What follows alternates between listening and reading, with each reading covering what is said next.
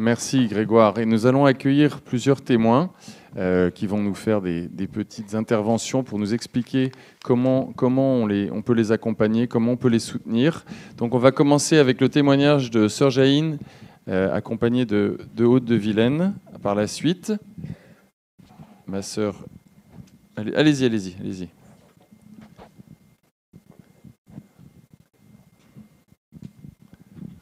Merci ma sœur. Donc, Haute. Ça marche pas? Bonsoir. C'est pour moi une grande joie d'être là et partager quelques grâces qui a passé et qui se passe au sanctuaire chaque jour. Mais le temps est petit, je vais dire quelque chose. Un jour, j'ai reçu une grand-mère avec sa petite fille qui m'a posé une question, ma sœur, mais qu'est-ce que ce bâtiment qu'elle a? J'ai dit, c'est le sanctuaire de Saint-Louis-Élie-Martin et aussi la maison natale où est née Sainte Thérèse. Et vous pouvez aussi visiter la maison. Et la petite va dire, mamie, on y va. Est-ce que nous avons du temps pour visiter la maison? Bon, j'ai fait visiter la maison. C'était formidable. C'était une chose très forte qui s'est passée. Et à la fin, la grand-mère m'a partagé une chose qui m'a touché énormément le cœur. Elle m'avait dit, ma sœur, je pensais que je vais trouver un musée, mais j'ai retrouvé ma foi que j'étais perdue quand j'étais petite. Elle a sorti avec des larmes et dit, merci. Il y a une grâce spéciale ici. Le bon Dieu est là, dans cette maison. Un autre jour, j'ai reçu un monsieur qui a passé là-bas. J'ai dit, bonjour monsieur, vous allez bien? Il m'a dit, bon, maintenant, oui. Parce que j'ai juste besoin d'un sourire. Ça fait la différence. En quelques jours, une dame était arrivée très silencieuse, très fermée. Je dis, mais comment ça va? Vous allez bien? Est-ce que je peux vous aider? Elle a dit, ma sœur, je viens du... Ma mère vient de mourir. Elle a commencé à pleurer. Elle n'habite pas ici. J'ai même la chance d'aller au mon pays. C'est très dur pour moi. Ce moment-là, j'ai senti en mon cœur, j'ai laissé ce que j'étais à faire en ce moment. Et amener cette personne à la chapelle et prier ensemble. Et confier à la Vierge Marie toute sa douleur, l'âme de sa maman. Et à la fin, nous avons fait une prière ensemble. Et c'était énorme, sa reconnaissance, son sourire, même avec la douleur auquel elle était répartie, et avec la joie. Et ça, je vais oublier. Bon, il y a beaucoup de grâce qui se passe, et je pense que par la simple accueil et le sourire, et l'amour. Parce que si manque l'amour, manque tout. Bon, c'est quelque chose. Merci ma sœur. Merci.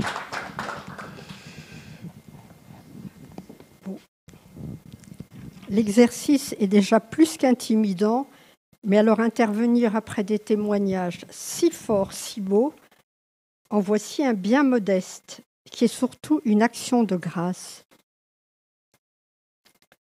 Il y a longtemps que Louis et Zélie sont pour moi des amis, des intercesseurs. J'ai eu la grâce d'être à Lisieux pour leur béatification et à Rome pour leur canonisation. Depuis mon enfance, je passe des vacances aux portes d'Alençon.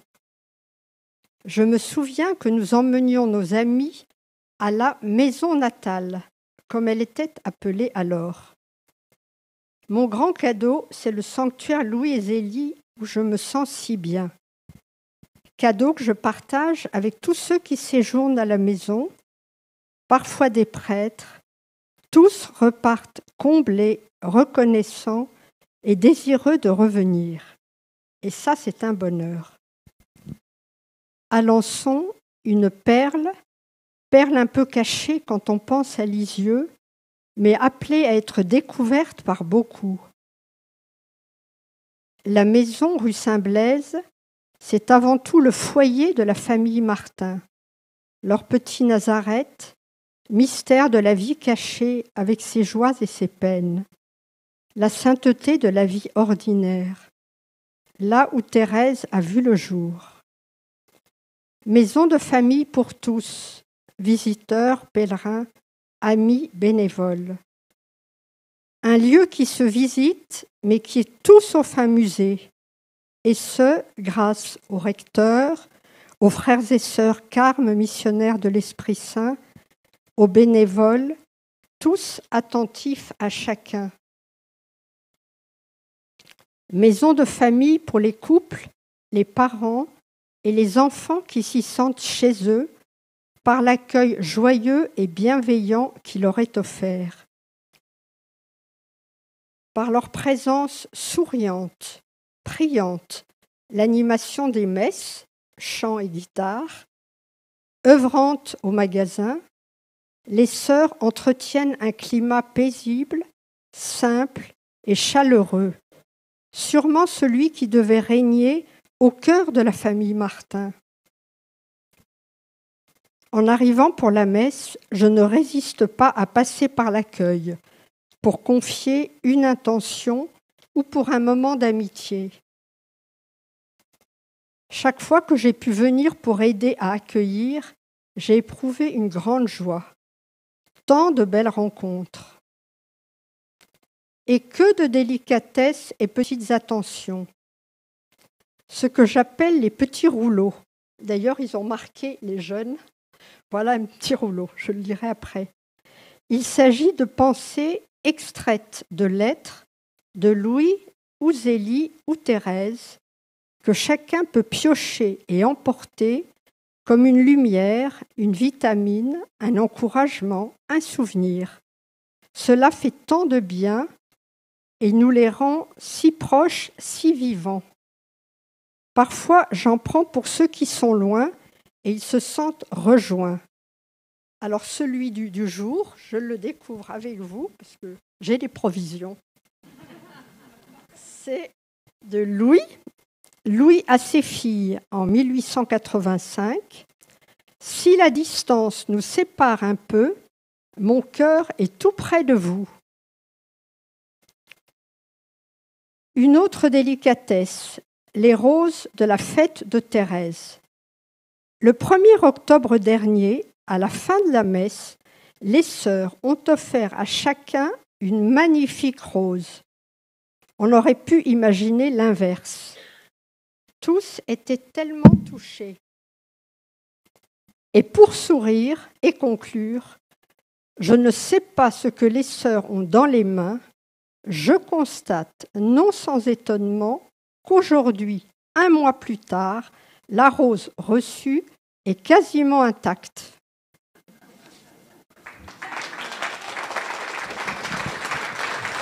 Merci beaucoup, madame. Merci pour votre témoignage.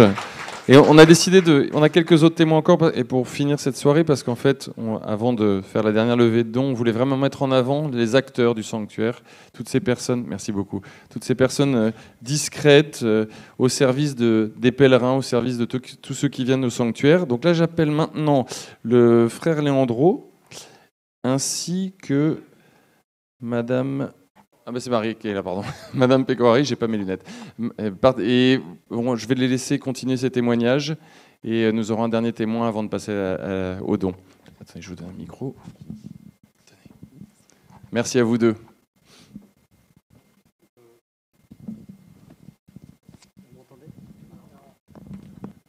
Alors, bonsoir à tous. Alors, je viens témoigner un peu très rapidement de mon expérience d'accueil, d'écoute, d'entretien, mais aussi de confession de personnes au sanctuaire. Et je partage un petit fait. C'est une dame qui est venue me parler et qui, pour la confession, voilà, les gens, pour les entretiens, les gens, en fait, ils déballent toute leur vie. Quand ils viennent au sanctuaire, c'est pas de confession ordinaire de paroisse, c'est des choses vraiment profondes qui les portent. Et donc, sans dire le contenu, évidemment, de la confession. Mais il y avait une dame avec une histoire très compliquée, avec une histoire depuis son enfance très compliquée, des choses qui avaient des conséquences dans sa vie aujourd'hui, dans sa vie de famille. Et elle se sentait dans une impasse, sans issue. Mais le fait, je pense, de l'écouter, de parler avec elle, de soutenir un peu une espérance. J'ai vu petit à petit, au long d'un long entretien, une transformation qui s'est vécue. Cette dame qui était un peu dans un certain désespoir, qui ressortait dans la paix. Et à la fin, elle m'a dit, pour un grand réconfort à moi, elle m'a dit, mon père, vos paroles guérissent déjà. Vos paroles guérissent déjà. Et ça m'a marqué profondément, savoir que Dieu peut se servir de moi comme des sœurs, comme des frères, comme des personnes qui accueillent, qui écoutent, pour soutenir l'espérance des personnes, de voir que leur vie n'est pas une impasse, que la grâce de Dieu peut se réaliser dans la vie de leur famille, de leur couple. Et voilà, après, il y aurait d'autres témoignages à donner de personnes qui ont reçu des grâces inouïes et qui nous viennent ensuite partager. Mais voilà, en fait, c'est une belle mission qui nous est donnée, que moi je suis content de pouvoir la faire. Voilà. Merci, frère Leandro. Je vous débarrasse. Je vous laisse témoigner, oui. Marie Pécoraille. Oui, bonsoir à toutes et à tous. D'abord, je suis très contente de pouvoir mettre un visage sur celles et ceux qui nous ont aidés à vivre ces moments de grâce, parce que comme le disaient Jean et Sophie tout à l'heure, c'est comme une onde de choc. Il y a un avant et un après le séjour à Alençon. Alors, ce que vous avez vécu pendant votre célébration d'anniversaire de mariage, nous aussi, on l'a vécu pendant une semaine complète, c'est-à-dire une qualité d'accueil absolument extraordinaire. On est prise en charge du début jusqu'à la fin. Pour des mamans seules, c'est particulier.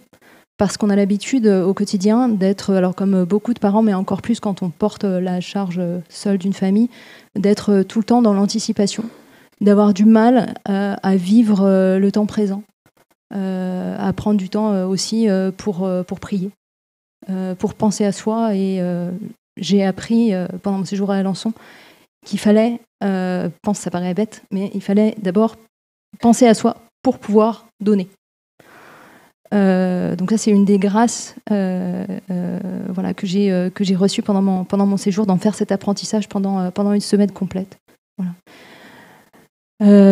Donc ça a été une semaine, pour résumer, on a vécu le partage, la générosité, la gentillesse, la douceur, la tendresse, la miséricorde.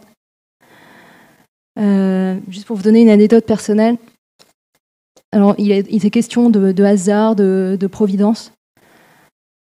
L'année dernière, donc moi j'étais un peu éloignée de la foi, même un peu beaucoup. Et puis l'année dernière, je décide de faire préparer mes enfants au baptême, qui ont maintenant 9 et 5 ans. Et à la sortie de la messe, pendant une séance de préparation, je parle avec un paroissien que je ne connaissais pas. On évoque ma situation familiale. Il me dit oui, vous avez une lourde croix. Et à la fin, il me dit je vais vous donner ce petit livre que je suis en train de lire. Voilà, Histoire d'une âme. Je le mets de côté. Je me dis, je sais pas. Je pense qu'il va se passer quelque chose avec ce petit livre, mais je sais pas quoi. Voilà. Et puis cet été. J'avais aucune visibilité sur mon emploi du temps. Puis à un moment, ça s'est éclairci. Et je vais sur Internet, je me dis, je voudrais vraiment faire une retraite quelque part. Et je tombe sur le sanctuaire d'Alençon. Je me dis, tiens, histoire d'une âme, Thérèse, Louise Zélie Martin, je les connais mal. Je connais un peu mieux Thérèse, mais Louise Zélie, j'ai du mal à voir le lien avec moi. Mais j'y vais. Et j'arrive au sanctuaire. Comme j'ai dit, accueil exceptionnel. Et dès le soir, la réflexion que je me suis faite quand on a pris le premier dîner ensemble, c'est bizarre, ces gens, je ne les connaissais pas hier. Et j'ai l'impression d'être en famille. Et tout au long de la semaine, ces liens ont été tissés, renforcés. Voilà. Et là encore, comme par hasard, hier soir, je reçois une notification WhatsApp d'une mère de famille d'Alençon qui veut créer un groupe. Je me dis, ça fait beaucoup quand même. Voilà. Donc cette semaine, grâce à toutes les personnes que j'ai pu retrouver ici avec une grande joie à la messe et après, voilà. Patricia, Guy Fournier, le père Thierry, les frères Carme, notamment frère Mathéus et frère Jean-Victor, le père Gabriel aussi, avec qui j'ai partagé des repas et des topos. Voilà, donc j'ai vraiment réussi à vivre une semaine transformatrice et on se l'est dit entre mamans aussi. Et cette confiance qui nous a portés a fait tomber des barrières, a fait qu'on a pu se confier les unes aux autres très facilement. Voilà. Louise Zélie Martin, on a fini quand même par comprendre en quoi ils nous ressemblaient aussi, par les blessures qu'ils ont vécues, par aussi le temps que Louis a passé en tant que père célibataire après la mort de Zélie. Et la beauté du sanctuaire, c'est qu'on peut, en mettant nos pas vraiment concrètement dans ceux de Louis et Zélie, en allant sur les lieux où ils ont vécu, on peut y prouver concrètement ce qu'a pu être cette vie familiale, comme on l'a dit, de sainteté très ordinaire. Donc quand on se retrouve dans la maison, à l'étage, autour de la commode sur laquelle est posée la statue de Notre-Dame du Sourire, où toute la famille priait, et on se dit, mais cette petite chambre, finalement, ça ressemble à une pièce de mon propre appartement. Ben, moi aussi, je peux créer un coin prière et on peut faire la même chose en famille. Et dont acte. Voilà. Alors qu'on ne le faisait pas avant. Je parlais aussi de toutes les activités qu'ont pu faire les enfants, qui les ont fait grandir dans la foi.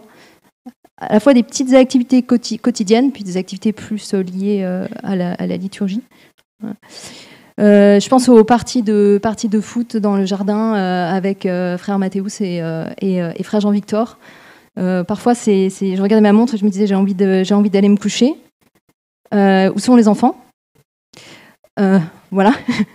C'est pour vous dire à quel point j'étais libérée en fait de cette logistique. Voilà.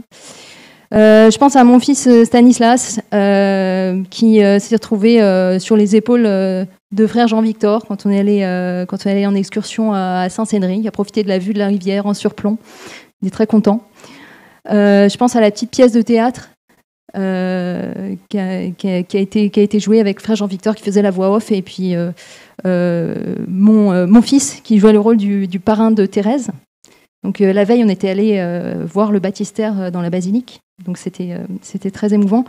Et ma fille qui jouait le rôle de Thérèse endossant l'habit de carmélite.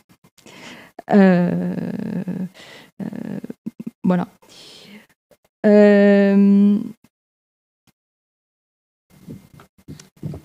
Le 15 août, pour la messe de l'Assomption, j'étais... Là encore, je suis allée à la basilique comme ça, les mains dans les poches, parce que quelqu'un d'autre s'occupait de mes enfants. Et je vois arriver ma fille en aube, avec sa grande amie qu'elle s'était faite pendant la semaine Maman Solo, Benita. Et j'ai appris que les frères Carme avaient commencé à l'initier au service de l'hôtel.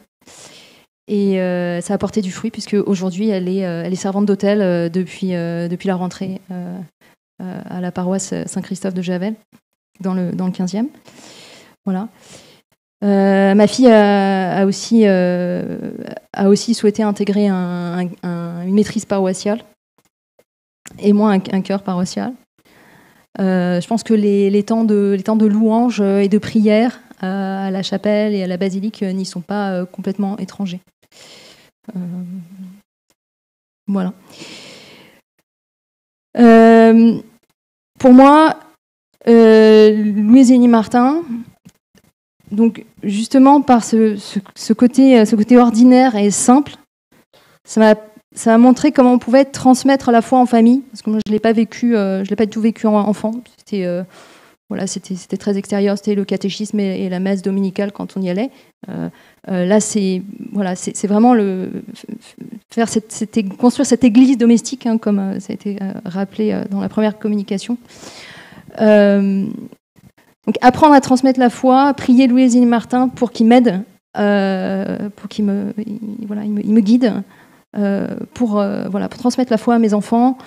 Et si c'est leur vocation, pour les aider aussi à construire une famille. Voilà ce que moi j'ai pas réussi à faire exactement comme je le voulais. Voilà, donc je vous remercie d'avance. Merci pour votre témoignage, Marie. Merci beaucoup. Et donc, avant de passer à la dernière levée de dons, nous avons un dernier témoin, le père Gabriel Villemain, qui est un bénévole de la ligne d'écoute. La ligne d'écoute est extrêmement importante parce que c'est le lien, pas 24-24, mais en tout cas de plus en plus, avec des amplitudes de plus en plus importantes qui existent de manière anonyme pour ceux qui veulent trouver un peu de réconfort. Merci, mon père. Donc oui, comme vous l'a dit Grégoire, depuis le 1er juin 2021 a été ouverte une ligne d'écoute. Très concrètement, ça veut dire qu'il y a un numéro de téléphone qui est donné du lundi au vendredi de 10h à 14h. Donc voilà, ça, nous assurons aujourd'hui 4 heures d'écoute du lundi par jour pendant 5 jours. Nous sommes 10 pour nous en occuper, 9 femmes et moi-même. Est-ce que, mesdames, vous auriez une disposition plus naturelle que nous, les hommes, pour écouter? Je ne sais pas. En tout cas, messieurs, ça peut être très gratifiant d'écouter, hein, je vous garantis. Donc, nous sommes un certain nombre à être conseillers conjugaux et familiaux, c'est mon cas. Les autres bénéficient donc de la formation à l'écoute. Pour l'instant, c'est l'association du clerc qui nous aide. Et nous sommes supervisés régulièrement par une psychologue qui nous aide à relire un peu nos écoutes. L'écoute est bien sûr gratuite, anonyme, dans tout le cadre de l'écoute. 2 petites choses toutes simples. Pour ma part, vous voyez, je fais un mardi tous les 15 jours de 10h à 14h. Donc à ce moment-là, je ne prends jamais de rendez-vous fixe. Voilà. Mais, et puis les écoutes durent, on essaye de ne pas dépasser une demi-heure par personne. En gros, dans les écoutes, ce qui revient régulièrement, c'est l'immense solitude des personnes, celles qui appellent parce qu'elles n'ont personne à qui parler, tous ceux qui ont besoin d'un grand soutien, qui ont des choses très lourdes à porter. Il y a régulièrement des personnes ayant subi des abus et qui gardent pour elles des souffrances indicibles. Et puis on a des appelants réguliers qui sont prises avec les mêmes mots. Voilà, il y a aussi des situations de personnes qui ont une fragilité psychologique et qui appellent régulièrement. Voilà, cette écoute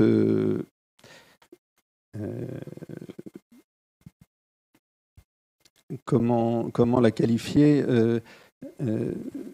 gratuite et désintéressée, mais une écoute active, essayer d'aider la personne à formaliser derrière quels sont les dangers, les réels dangers, derrière toutes les peurs qui les habitent, quelles sont les réelles injustices, sentiments d'injustice dans les différentes colères.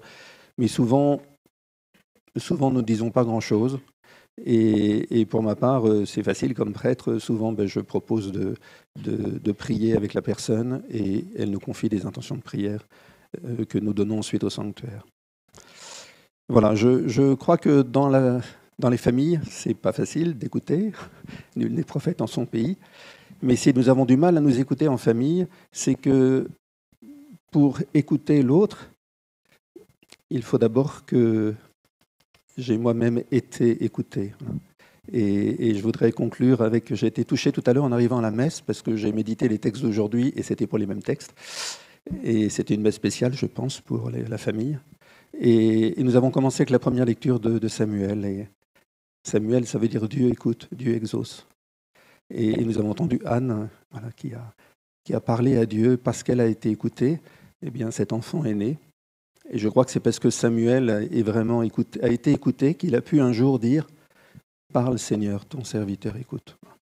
Et pour qu'on puisse dire à son conjoint « Ma chérie, mon chéri, ça y est, cette fois-ci, tu veux parler, je vais enfin t'écouter, j'espère ». Eh bien, il faut un certain temps. Et ce temps n'est possible que si nous avons nous-mêmes été écoutés. Et celui qui sait nous écouter du mieux possible, c'est Dieu. Alors si le Seigneur peut se servir de nous pour écouter, merci Seigneur. Merci beaucoup mon Père, merci beaucoup. Donc merci à tous ceux qui viennent de témoigner pour vous donner un aperçu de ce que c'est que de s'investir pleinement, se donner pour le sanctuaire et soutenir tous ceux qui font vivre ce sanctuaire. Donc cette dernière levée de dons